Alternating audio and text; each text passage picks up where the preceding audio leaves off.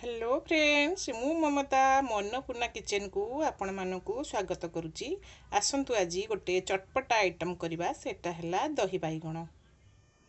दही बाइगण पई मु एठी किछि फ्रेश दही नहीं दहीटा मु घरे निजे तैयारी करछि। आउ एठी दीटा बाइगण को एमती सरू सरू भाव में काटी देछि। आपण चाहिले भी छोट बाइगण को गोटा भी आपण चाहिले करि परिबे। चलंतु आमे दही बाइगण तैयारी करबा।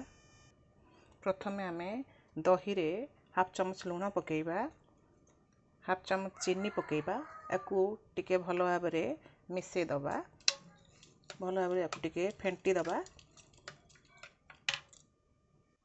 एबे आमे बाइगण रे हाफ चमच लुण पकेइबा, ताकू टिके भलो भाव में मिसई दबा। तापरे बाइगण टाकू आमे छाणीबा। हमर तेल तातिलाणी, वर्तमान आमे बाइगण को सब पकेइ दबा।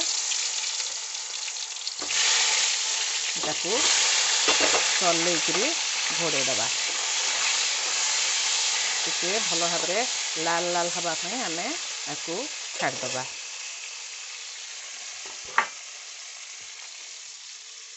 घोड़े दबा। देखिबा हमर बाइगण भजा हैला कि नहीं। बा हमर बाइगण भजा पूरा થઈ गलानी। एबे आमे याकू अलगा जगह को काढी दबा। मु आ गोटे जगह रे टिके एठी तेल नहींची। तेलटा हमर तातिलाणी। एबे आमे एथिरे फुटण आ सुखिला लंका पकेइबा। रे भलो भाव फुटी सारा परे दीटा भेसुंगा पत्र मु नहींची। भेसुंगा पत्र पकेइबा। तापरे अल्प टिके पानी आमे दबा।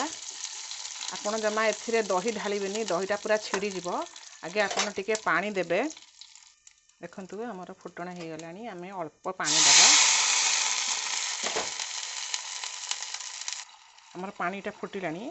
आपण वर्तमान गैस टाकू बंद कर देबे एवं जो दही रखी थिले गोळे की से दहीटा को आपण ढालिबे।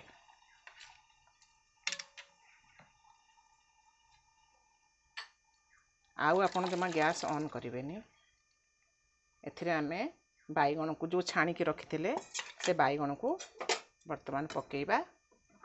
फ्रेंड्स जदि मो वीडियो आपन को भलो लागे ताहले लाइक शेयर कमेंट करने को भूलिबेनी। वर्तमान जो छाणी के रखिते बाइगण ताकू सब पकेइबा। बस आमर दही बाइगण हो गला। आपण को एबे जदि चाहिए आपण ताहले किछि जीरा लंका गुंड खाइबा पूर्वरु पकेइ परिबे।